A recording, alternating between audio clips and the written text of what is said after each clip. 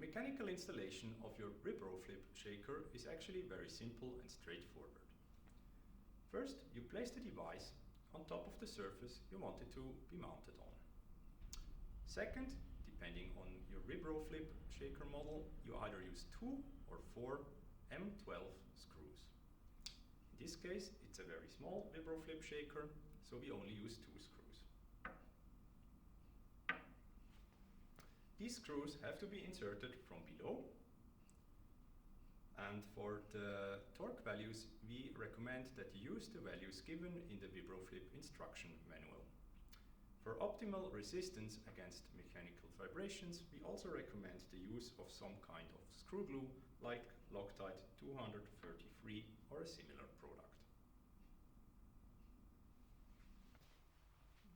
To electrically connect your VibroFlip Shaker to your VibroFlip control box, you only have to install one single cable.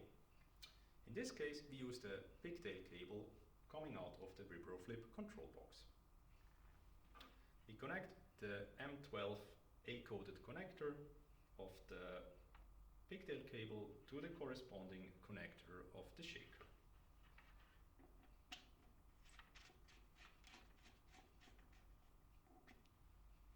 That's it. Now your control box is connected to your shaker. The next thing you have to do is to establish a power supply and protective earthing for your VibroFlip control box. You can do that by using the GX16 outlet of the control box. There is one corresponding connector coming with each control box you can use for making your own connection cables according to your requirements. If you don't want to make your cables yourself, then of course you can also ask us for pre-manufactured cables in the length you actually require. For demonstration, we have used one of these sockets to make ourselves some kind of adapter for a laboratory power supply setup.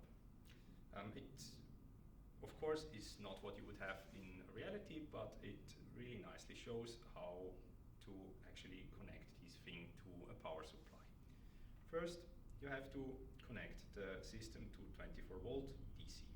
Second, you of course have a common ground. And last but not least, you have protective earthing to ensure that these metal housings are properly earthed. Connect these to the socket and then use some simple lab cables for demonstrational purposes to connect the whole system to a laboratory power supply. Now your system is hooked up for power and protective earthing. As a last step, we have to establish a network connection to the VibroFlip control box. Simply open the protective cap, use a network cable, plug it in, and on the hardware level you now have your network connection to your control box. You can now use to send it control commands over Modbus TCP protocol. That's it. Now your VibroFlip system is hooked up for operation.